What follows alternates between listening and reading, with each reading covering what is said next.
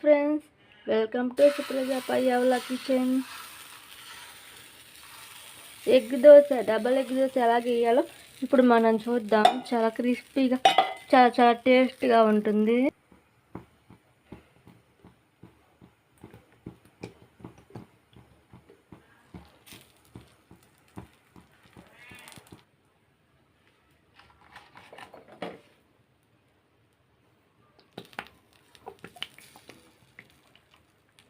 Double egg dosa చాలా క్రిస్పీగా, చాలా టేస్టీగా.